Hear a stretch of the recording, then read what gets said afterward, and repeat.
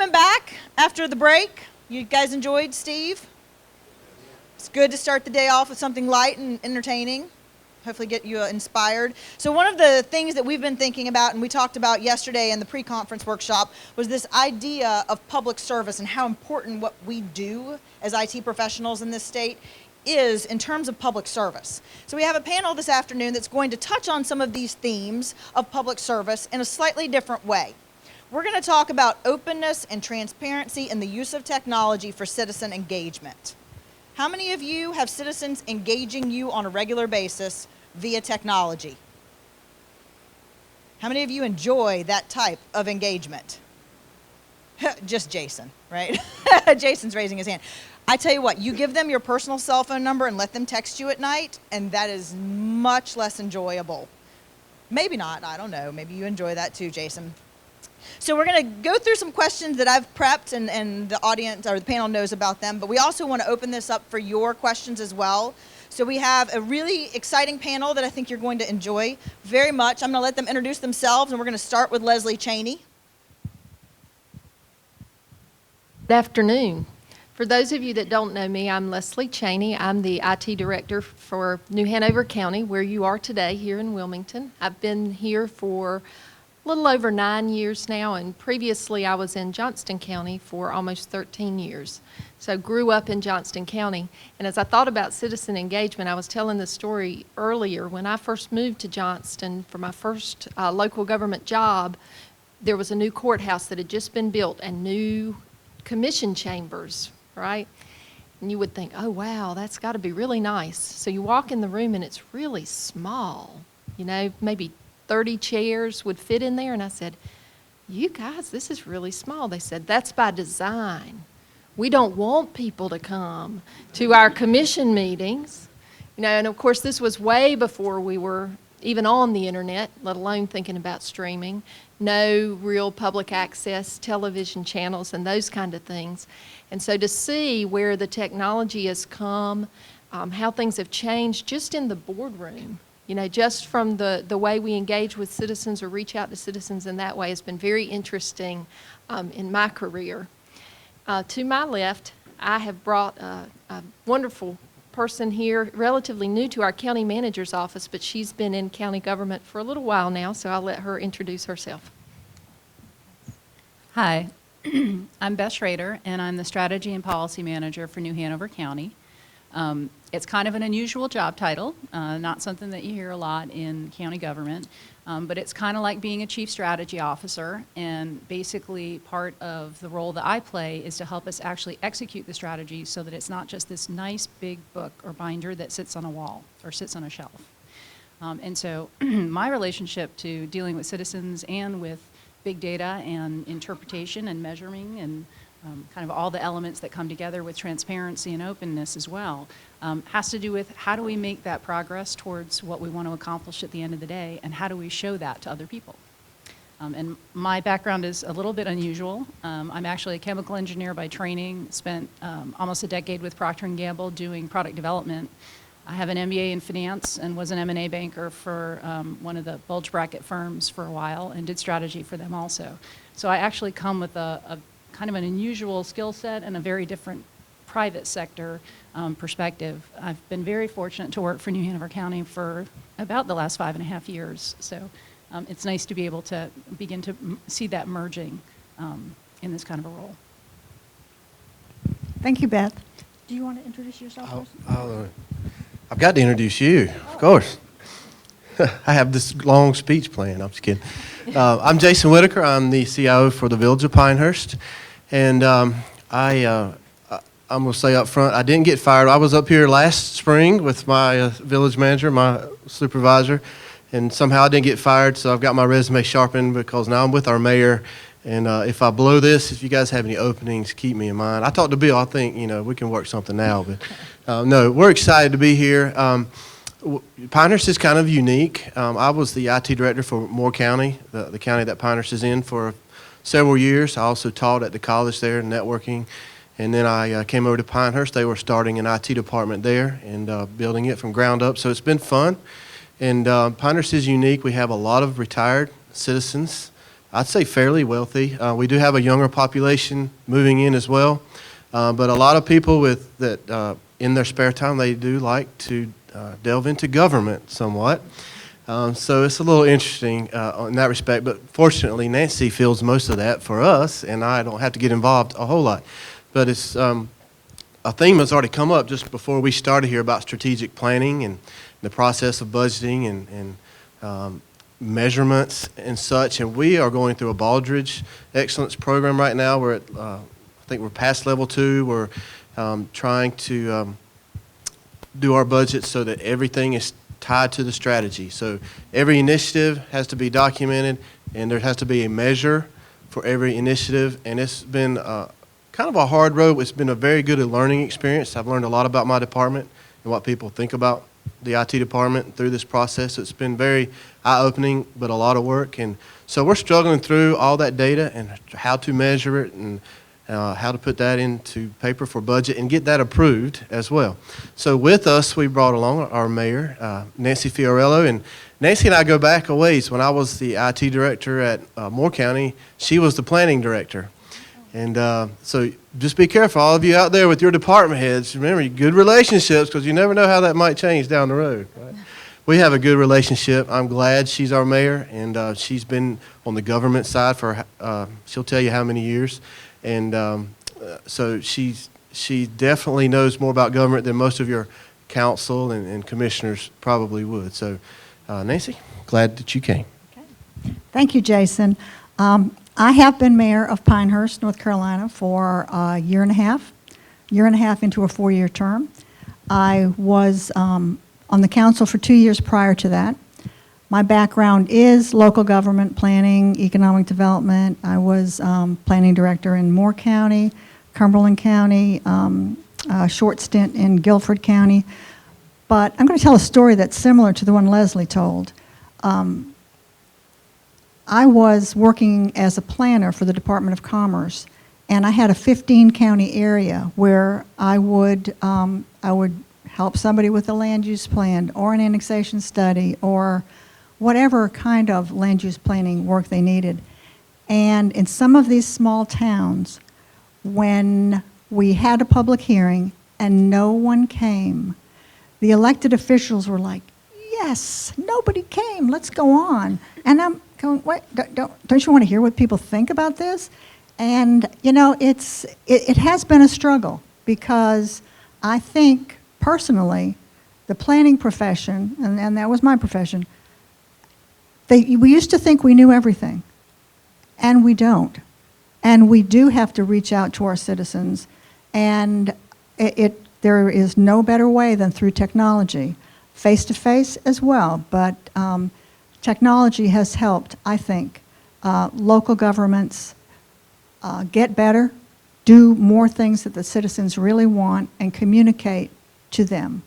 I will also say that Jason is a fabulous IT director. We just really are excited that I'm excited to be working with him again. So I will hand this back to, I don't know who. So there's a love fest for Jason, right? He pays a lot of money to all the people that sit on these panels with him, because last year Natalie was loving him, this year Mayor's loving him. I'm thinking that there's a serious exchange. I'm just kidding. Okay, so the first question, and I'm actually going to pose this to our two panelists that are not IT professionals, is related to transparency and openness in terms of why do you think citizen engagement is such an important concept for governments to focus on? Oh, I get to answer it first? Okay. Why is it such an important concept? Well, the first is accountability, because it's actually the taxpayers' money, not ours. I think the second element of that is that it helps us, it can help us build trust when we're sharing that kind of information broadly and openly. It fills another role in our case. County government has a really broad set of services that it provides, and very often the folks that are our citizens don't actually know what we do, and they don't understand who we serve or the impact we actually have on the community. So for us, openness actually also becomes a communication vehicle and a way of educating our population about what government does and why it's actually so valuable. And then I would say, in its best use, open government would encourage participation from a much broader set and truly democratize involvement. All too often, you have political campaign dinners where folks can pay to attend the dinner. The internet and a lot of these engagement vehicles have made it possible for a much broader group of individuals to participate actively. Thank you. Well, I agree with Beth. It is definitely important. And in fact, I'll go a step further. If you do not engage your citizens at the beginning of a project, you might pay for it a little bit later. And we found that a couple of times. And we often experience what I think a lot of local governments do. Only the naysayers come to the meetings. So you have to do a little bit of outreach. And that means that the elected officials have to get out into the neighborhood meetings. We have a lot of property owners associations. We make sure that they know we are available to come and speak to your POA and answer questions. And I think that that's a totally new trend for our particular community. And it has really, really helped with the two-way communication. So engaging the citizens, it can only help. Not everyone is going to agree with you, but if you can explain something, most reasonable people are going to understand a little bit more than they did before they started, talking with the officials. Great. Jason or Leslie, you're welcome to chime in if you'd like to on that topic. I can. I was thinking about our citizen engagement. We have a very, can I say three varies, engaged community. And it's not so much technology related either. I have asked about streaming sessions and Facebook and Twitter, and we do a little bit of that with special announcements and things, but we don't have a great demand for that because I think everybody in the village is on a committee of some sort for us. And that's how the word gets out. We have very, very active committees, and I tried to throw some technology in there. I didn't mention this to Nancy. I'm sorry I didn't earlier, but I was talking to one of our other council members, and Nancy, since she's been on board, she's very open. She invites everybody in the audience to speak up, which is very different than probably what most meetings are like. And we just did our council chambers, redid all the audiovisual, everything in there. And it was a big project. And I went and toured around. I visited some of your places, and I saw a lot of these green, yellow, red stoplights. I'm not sure what they're called, timers. Yeah. And so I went back, and I never mentioned it to Nancy because I know she's not a timer person. But I mentioned it to some of the others, and we thought we'd do it as a joke to Nancy, stick it up there in front of her, and after 2 minutes, hit that. But Nancy's completely opposite. She'll stop the meeting right in the middle and get input, and people appreciate that. I think in the long run, that openness there, being able to, most of the time they say their piece and they're done instead of it festering and growing and coming back later. So, let me just add that I do say we have time for some short, relevant comments, and those are my buzzwords: short, relevant, and people are very respectful of that generally. Here in New Hanover County, I think also we have a very involved group of folks. I'm not sure all the time that the involved group is a truly broad representation of the population here in the county. So that's the challenge, I think, as Beth mentioned, is getting those engaged that aren't already engaged. And I remember coming here to this conference before I moved here, and you turn on the hotel TV and seeing the government TV channel, which we didn't have back in Johnston County. And I was thinking, wow, that's kind of interesting. And I have been very surprised since moving here, the number of people that watch that government TV channel. And we've added it on the internet now. We broadcast all of our meetings live on the TV channel and on the internet. And they're there where you can go back and watch them later. And the people that actually watch the meetings, I thought if I didn't have to go to a meeting, I'm not sure I would watch that thing. But they are really interested in that. The advent of email in the openness of government. You know, back in the day, people didn't even have the cell phones, right? So you had to catch the commissioner when they were at home. So everybody had their home phone numbers, and you knew not to call after, 9 or 10 at night or whatever. And as we've become more 24/7 kind of operation, people work different shifts. Email opened the door for people to be able to express themselves, right, to their government, to their council or commission, whenever it popped into their head. Sometimes that's good, sometimes that's not so good. But the change has just been tremendous, I think, with the advent of those tools. And we're all now into the social media thing. That's a way that our citizens engage with us, and they've come to expect that. So tremendous change. And the challenge, again, is to really be able to reach the broader population, because there are still those that can't get to the technology.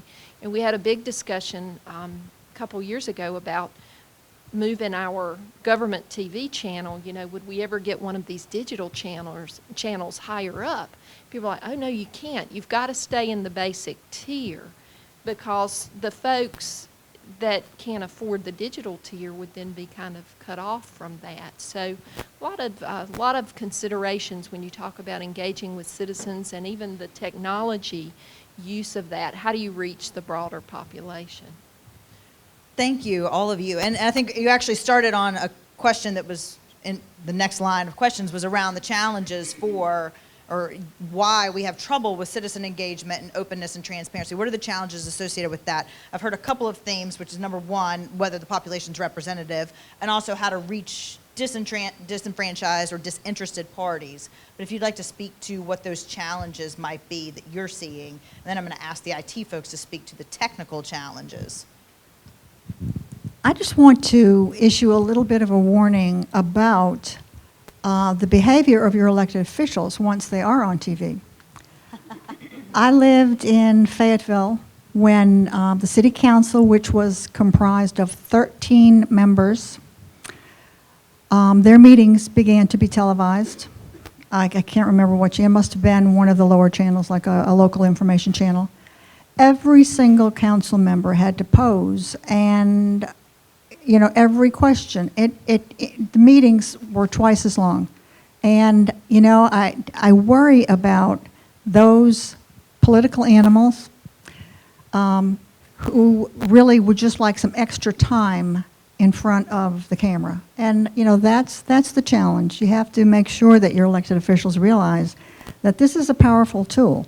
And it's not here for you to just, pose and make sure your hair looks nice and say something on every item because you just want your constituents to know, I'm here, I'm paying attention, I'm talking. So that's my fear with the digital or the streaming live or the putting it on TV. Well, I think one of the challenges we sometimes face is that sometimes the citizens tell us something we really don't want to hear, or do it in a way that's less than positive. And that's a challenge, I think, in government in general, because you have to honor the place from where it comes from, and you have to be willing to share what that information is or what comes out, and you have to be willing to do something about what they've told you, or to use that information in some way, shape, or form. And to me, that's really where the political rhetoric meets or does not meet the political will. And that's where you either build trust or you destroy it. And so I think, the flip side of asking for all this input is it can't be just an empty collection vehicle where it just goes and sits there. You have to actually do something with it. Those are great points, and I just want to sort of chime in. I know Lee was sitting outside talking about social media at the Genius Bar, and as we think about as IT professionals, you're being asked on a regular basis to build out social media channels for your government, for your elected officials to use. You need to be really cognizant that those elected officials, those citizens, they're all watching to see what happens to their comments.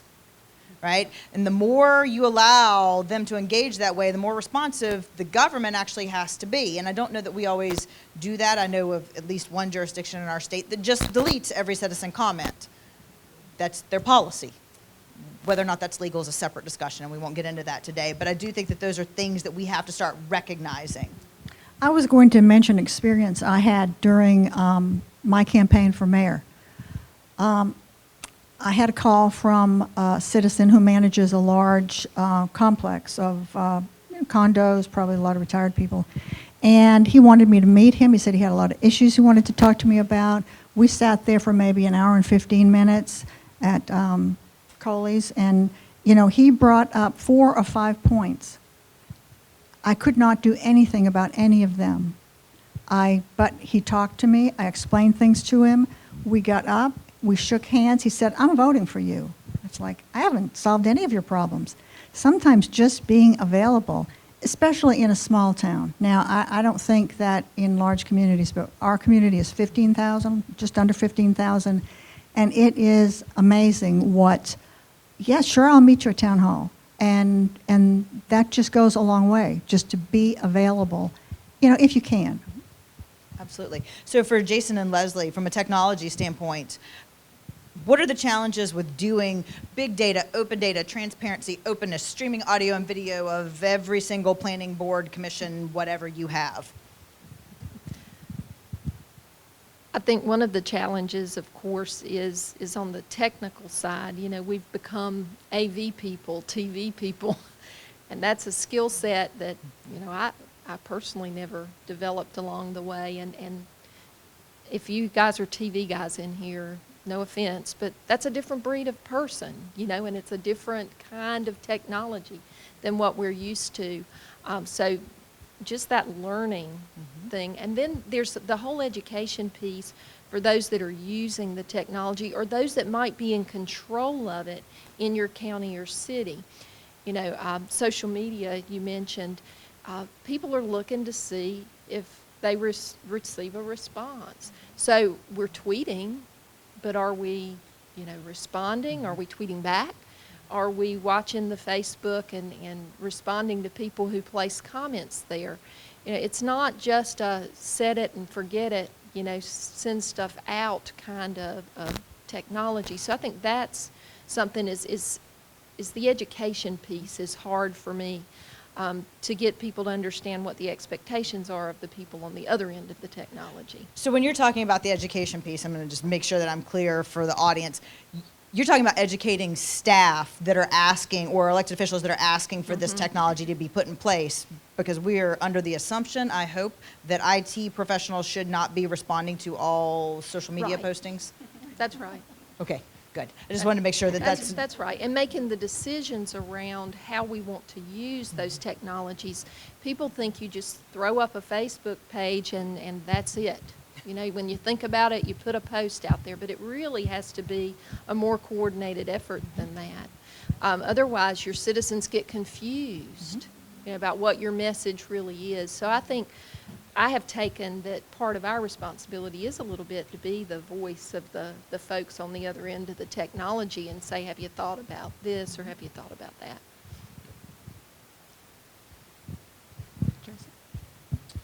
I've got a lot that I want to say. I'll keep it short. I think one of our biggest challenges, we're a little behind you guys in your use of technology and engaging citizens. Usually, people still want to come to our front desk for everything. And I mean everything. And I could write a book on some of the things that we come across at the front desk. Quite funny, but they rely on government for a lot of things. And we don't want to let them down. We have a couple ways. We had this brilliant idea of a citizen service desk where we put it online and citizens can log in and track their help desk tickets and this and that. And we get a very few of those. And so in response to that, I put just something that says, give us feedback on the website. Every day we get stuff that really should go into the help desk, so we manually take care of it in the back. But it's just getting that information and then how to handle and make sure that it's responded to. So what I did was talk to our manager. I said, do you want these handled by anybody else or not? He says, no, I want them. So they all go to him, and he handles every one of them. If not, he lets us know that we should handle it. And he's very good about that. Of course, he's been there 25 years. And I think he knows everybody in Pinehurst and their children and their grandparents. And so he is very, very good about that. One of the things I struggle with is the expectations of the citizen. Like I said earlier, we don't have a lot of social media requests and stuff, and up until recently, we didn't have staff that really bought into technology at all. And so we've had some turnover, and we're actually turning the page on some of that now, and it's great. And IT is not responsible for managing Facebook and Twitter, hopefully in the next few months. I mean, which is why it's not working great, because we don't know what's going on most of the time. We make sure the calendars and the online stuff is there and can be used, but we rely on other people to update it and keep it current, which is what, most of you do. That being said, though, with our past budget, we just released that, I guess, Friday a week ago. And this time, even before the council meeting, we had requests to put the budget online so they could have it before the council was actually officially introduced to it, which is amazing. And we already had complaints about the speed of it and this and that. And basically this year what we did was, instead of having a PDF, we have a section of each of the whole budget is broken out into separate PDFs, and then we also have one major PDF that links to each part of the budget. Last year we had one document and it wasn't linkable. The table of contents wasn't there. So this year we worked with finance and administration, so now they can get right to it. And we still have other complaints, but I guess what I'm saying is, what are the expectations of the citizens? And with technology, they're used to pulling down these documents quickly. They've been able to search them and find their information quickly. So we're learning and trying to do the best we can. Maybe you could go help the General Assembly with some of their linking of documents. That'd be good.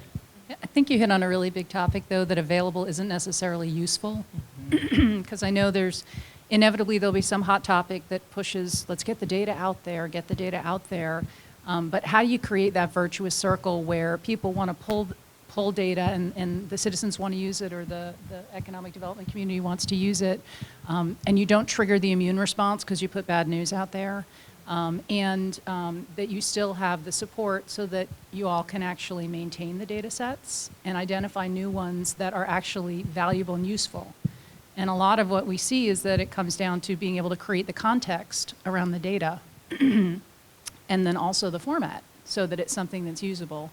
So I think a lot of times, the initial knee-jerk response is just get it out there, and we put it out there, but it isn't used to the extent it could be, or it really doesn't engage as much as it could be, or isn't as much of a two-way dialogue because it's not necessarily in a format that, to your point, if you can't scroll through it, if you can't download because you're on dial-up, what are you going to do? So just something to think about. Did you guys hear that quote? Because that was like a soundbite that somebody better tweet Lee Yunt. Available isn't necessarily useful. I think that's really important, especially as we start thinking about open data and big data. I know that you guys probably know about the federal mandates around open data, open federal data stores. And so this is something that we're starting to see a lot of, and we need to figure out as we start taking IT staff time. I mean, I think the thing that's not been said quite as vehemently as I would have said it is, we spend a lot of time working really hard and working long hours, and you're asking us to do yet another thing with this data that you want put out there, and now people are going to try to mine the data, but for what, right? So what's the purpose behind that? So before we actually, I love the idea of a strategy with our data where we're actually meeting citizen needs instead of just, if we throw it out there, they will come. Because I don't know about you, but I regularly look at the School of Government's website and the postings that we do, and there's blog postings about almost every topic, and invariably we still get the same questions. Bill, you have I'll run this back to you, and then I'll come back to you.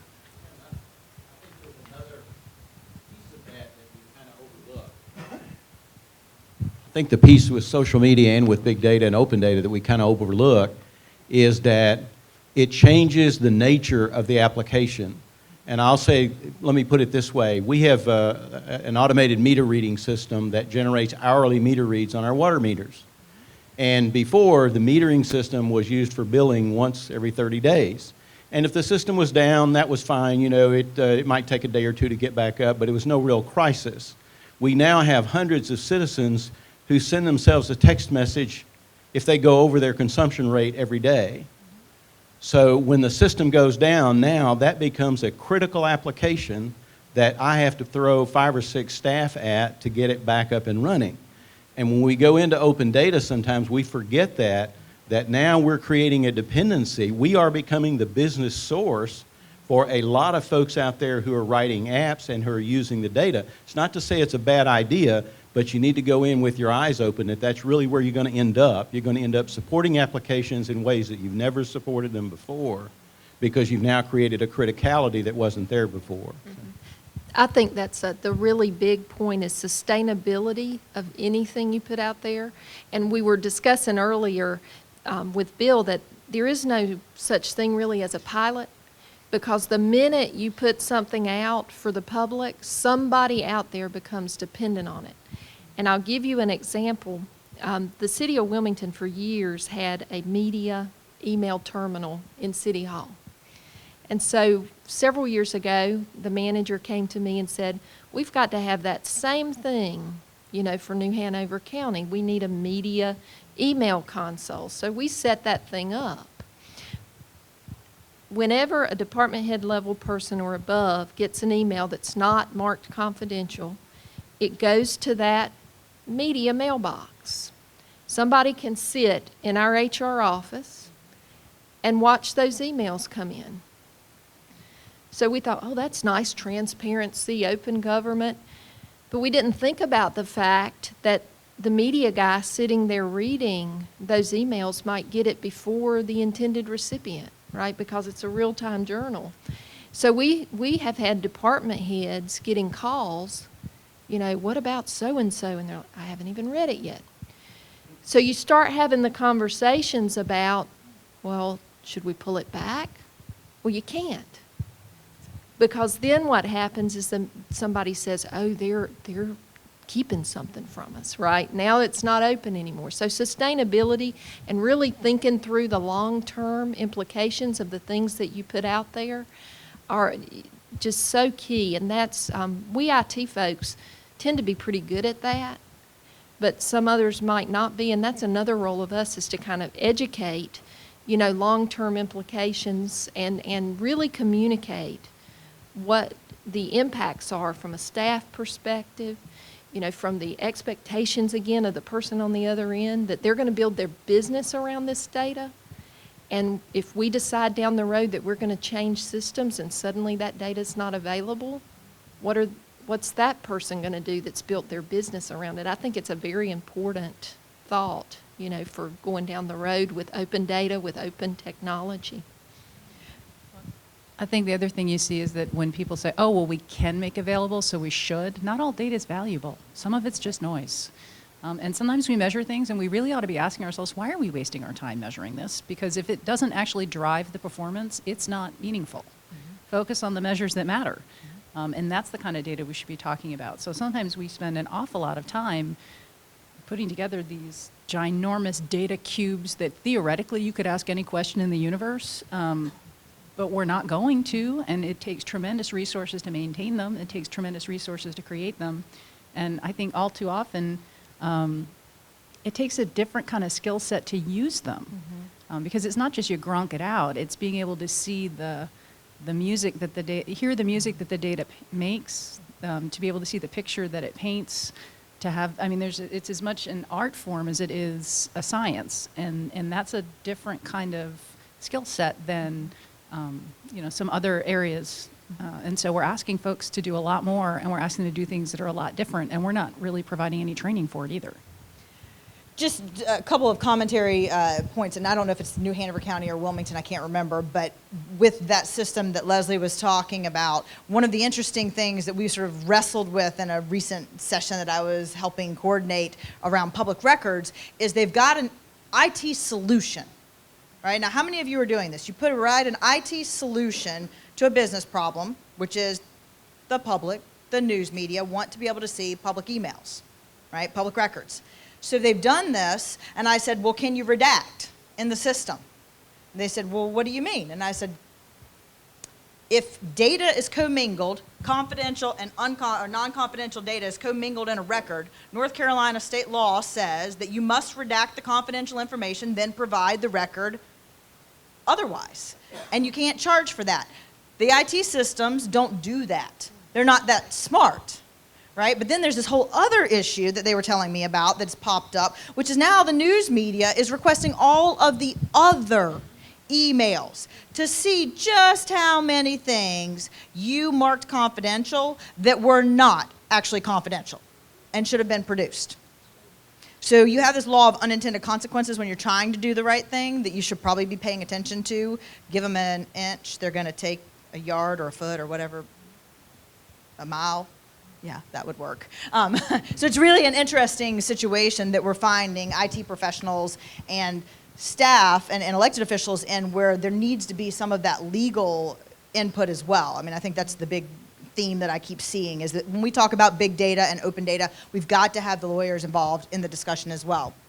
Okay, I want to change a little bit. I'm skipping around on the questions, if that's okay with you. I want to know if you guys are using any technology tools to engage citizens in active decision making.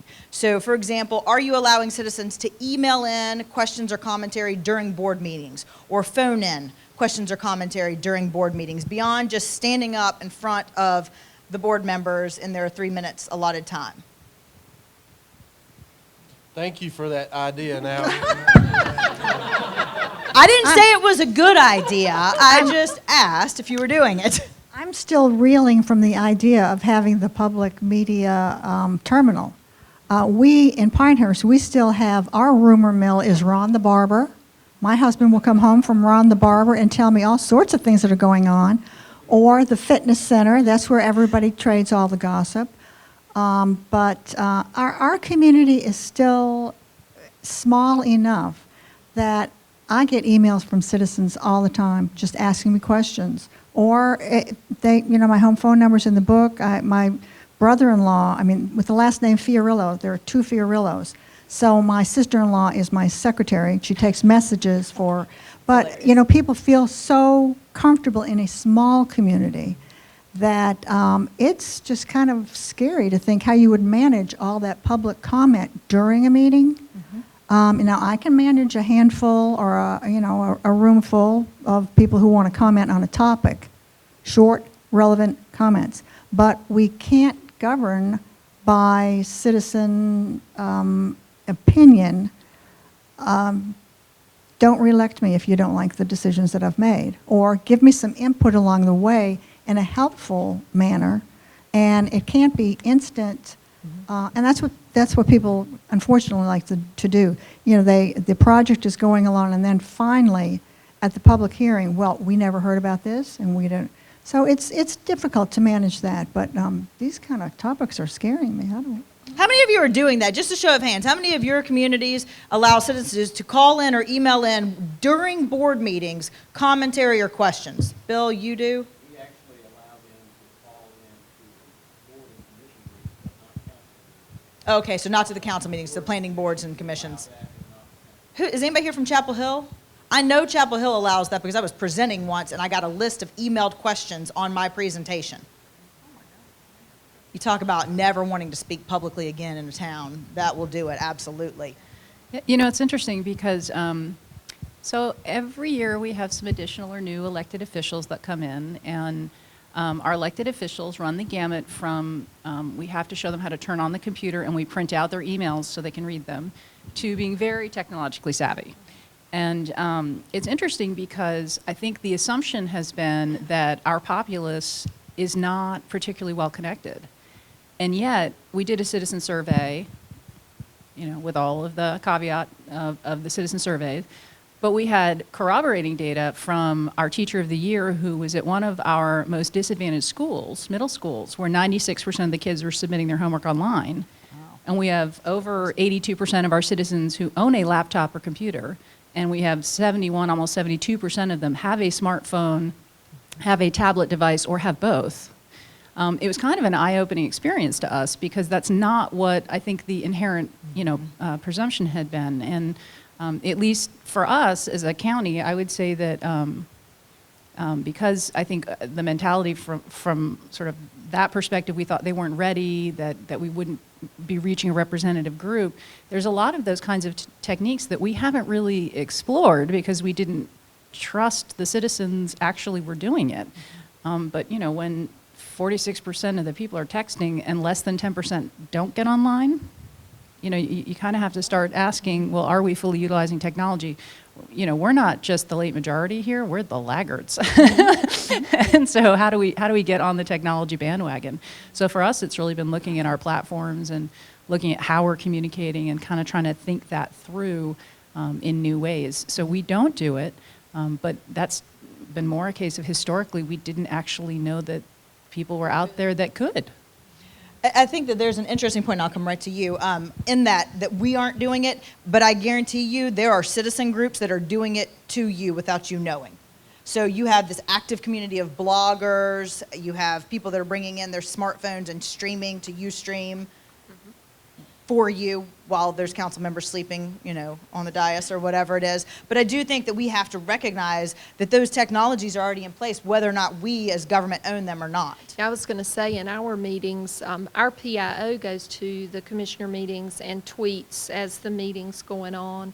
And then you can also see our media folks, our local channels here, are tweeting, it's almost blow by blow of the decisions that are made during our board meetings. And they're posted on Facebook. Folks know how to do those blast kind of things. I will say we did something. We had a commission that decided a couple years ago that they really wanted to do these town hall meetings. We had a chairman who was sort of passionate about that. So we kind of took the commissioners on the road, if you will, to different areas of the county. And there was a thought that, this is an opportunity for us to see if people want to email in comments or tweet us a question or that kind of thing. And I think we were a little bit underwhelmed with the response. I don't know whether people didn't know they could do that or it just wasn't something they were ready to embrace. But when we got ready to receive those questions, we really didn't get many. We were televising live on our NHC TV channel these town hall meetings, and taking TV on the road is not an easy thing. I will tell you that, unless you own one of those big trucks, which we do not. But we were able to make that happen, and we just didn't get any feedback back during the meeting or even before the meeting with questions that people wanted answered. On the subject of strategy, so when what resonated with me is how do you make sure, whether it's on the political side or on the IT side, that you include the feedback from people who are using, the tools and vehicles out there to make sure that you're including what they're looking for, as opposed to it's always, it's government, that's the way we do it, that's the way we've always done it. Well, here's these new tools, and we're not controlling the strategy, like you said. So how do you make sure that in that strategy, whether it be on the IT side or the political side, that you allow room to include the feedback from the constituents and the users? Well, I can give you a really good example. We're getting ready to launch a one solution product, which is going to tie for the very first time all of our development related services, planning, zoning, building inspections, environmental health, engineering, stormwater, and erosion control. All on one platform. It's going to be able to be viewable externally from the citizen to be able to see where the status is on each element of their project. All comments are recorded. You'll actually be able to assign inspectors. They'll be able to pay online, put their applications in online. They will be able to schedule their own inspections. But part of what we did was co-create and identify what the problems were by going actually out to the public and saying, what do we do well? What do we not do well? It's not that different from doing product development. Procter & Gamble goes out and they want to create a new shampoo. They go out and talk to people. They may not be able to tell you exactly what it should look like, but they can tell you what it should be able to do. And so you start from what are the unmet needs or what are the key frustration points. You do a lot of reimagining processes and looking at things saying, well, if you had a magic wand, what if? What could we do differently? Because I think a lot of times we're constrained by what we've always done before, and we try to make what we've done before, we try to lean process it into something a little bit less awful. And sometimes you just got to throw it out and say, well, why? Why are we doing that? So we're making, I'd say that's where we're probably doing more outreach, less about are you going to fill in the survey? Are you going to do the little program that says put the money in each, part of the budget area where you want to for the budget game? For us, it's more of how do we engage the folks who are our high frequency users for various things that we know that we need to get better at. And sort of asking them, well, come in and help us. And as we're demoing it, we're actually having them come in and they're going to be giving us real-time feedback about what we're doing with our work processes to say, that's not working, or, how could we kind of change it together? That's wonderful to hear you say that, because I was sitting here thinking about what Leslie's saying about being underwhelmed about the number of people that said that they wanted Twitter accounts or wanted Facebook accounts. My gut, and this is completely, I'm going to ignore Pinehurst because they have such a highly engaged population for a second, but I live in Raleigh, and I could care less about Raleigh government except when they forget to pick up my trash. Right. Right? I mean, as a citizen, which I'm a government employee, but I'm also a citizen, I really struggle with that even just individually. So I think most citizens are not highly engaged in government until government doesn't work for them in the moment that they need it to work for them. So this idea of figuring out how we meet their needs, what are the most common calls that we're getting, what are the most common pain points that we have, where are the places we generate revenue, is never a question that governments ask. And that's where we should be applying technology, is around revenue generation. Right? How do we increase revenue generation, increase the services that we provide in those areas? So I think that's a really salient point that we need to be listening to. Some of the folks in this audience actually do like technology days where they bring in groups and let them talk about technology and how the government could use technology differently. And I think that's a useful strategy. The only thing that I would warn is my experience with Bill Stice's technology task force. When I started talking to them, they had all these great ideas, and great ideas are wonderful. And this is true for elected officials as well, not the one sitting up here, of course. But at the end of the day, if I take $1 million and I spend it on a technology to serve 2% of the population, and I forget to upgrade or can't afford to upgrade the server that supports 911, probably not the best use of taxpayer dollars. So somebody has to be setting those parameters around actually expenditure of taxpayer dollars and how we make good strategic investments. Where do you think that strategic investment setting should sit? Is it within the CIO or IT department, or is it higher up as a city county manager? That's a really good question. I didn't give them that question. You didn't give us that question, but it's a good thing to ponder, because we always are relying on our IT folks to tell us, what is the next thing. But we're also a very conservative community, so we don't. We haven't raised the tax rate, and I don't know how long, and we're not going to raise the tax rate. So, what benefit are we going to get? We waited and waited forever to update just our audio-visual system in our council chambers. People were sitting there saying, we can't hear you, we can't hear you.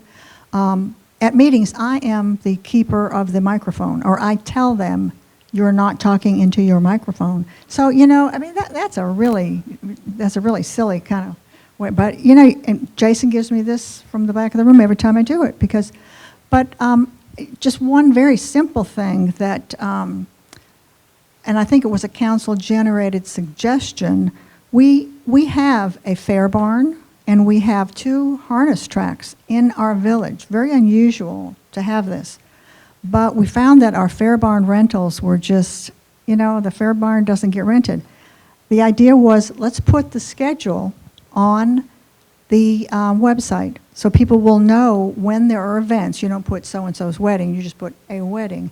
And the hits on the website, as far as the fair barn, have increased. I can't remember what percent, but it was a significant number. Just a small thing like that, a problem we're trying to solve, which is, how to market it better.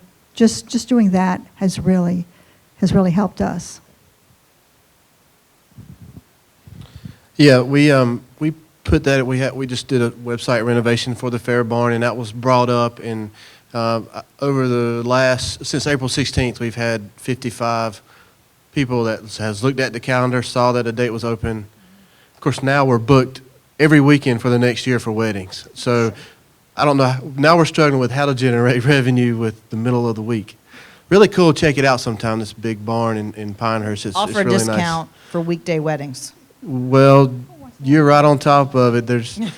Well, we're trying to get local people to use it for meeting space, and I think our price structure is a little high, so we're working on that. But I mentioned strategic planning earlier. One of our biggest efforts for community engagement recently was we did a survey. You guys did that too. We did a community survey and a business survey. So we're trying to hit two different areas here. Our downtown, we're kind of trying to revitalize it a little bit and bring people in, which is a challenge, and they're working hard to do so. But we surveyed them, and then we surveyed our citizens. There were not as many technology questions. This was the first time in a few years that we had done this, and there was not many technology questions. Pretty much everybody's satisfied with the website. I mean, it was like 73%, which is probably pretty good compared to our peers and such, but wasn't many technology stuff on there, but there was a lot of great information.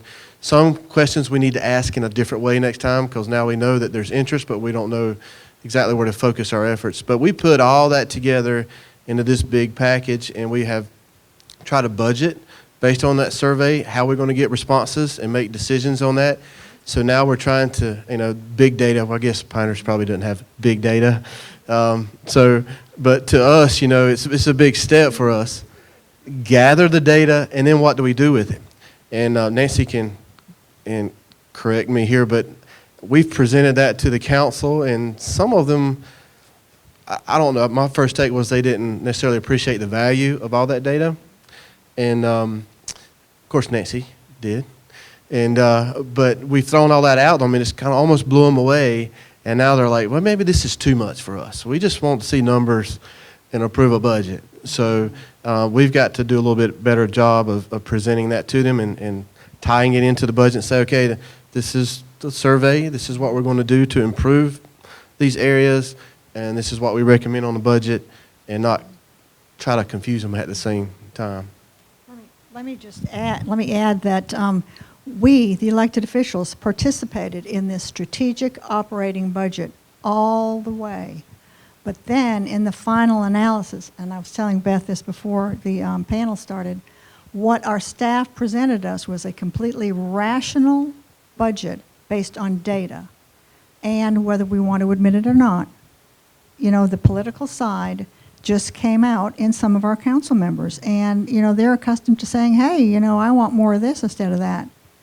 But the data didn't support it. So I think they felt that we need to come up with our own ideas while they had actually participated in this process for a year. Mm-hmm. Now that's ridiculous. We had some really good data, and it was, all the department requests were supported by the data and the objectives that we, the council, had come up with. And then to say, oh, this is too much, we don't want this, well, that's not acceptable. This is the value of having a former government employee as your mayor. It's funny. We're trying to take a slightly different tact because our strategy actually includes technology as a very deliberate piece, mm-hmm. and along with HR. And so, as we look at it, we're trying to link how those enablers help us to get to the priorities that we've defined and the things we want to do. And there are some things that you have to do that they're not sexy and they're not a lot of fun and they cost a lot of money, and unfortunately you just got to do them. Mm-hmm. And so those things have to get done. Mm-hmm. What happens is we say, well, with the rest of the funds, how do we choose to prioritize different things, and what's going to move us the farthest, mm-hmm. and what does that mean from a technology standpoint, and kind of how does that link in? And so it's interesting because Leslie was intimately involved in us actually developing our strategy map, mm-hmm. and actually articulating what that strategy was.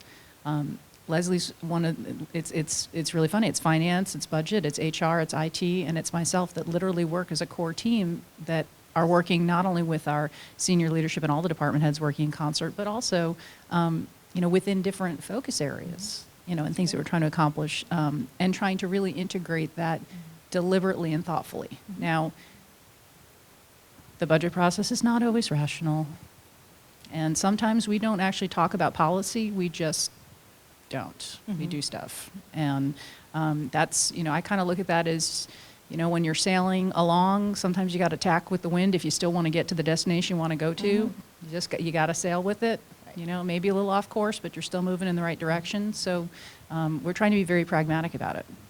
But, Great. I wouldn't consider it a failure if, I actually think it's awesome. I'm like, my little strategic planning heart just goes pitter-pat, hearing that they're actually trying to budget that way, because it's a really difficult thing to do. And it's a tough discipline, because when you look at the data and you look at the numbers, sometimes it doesn't feel really good. Right. And it doesn't make that warm and fuzzy, so.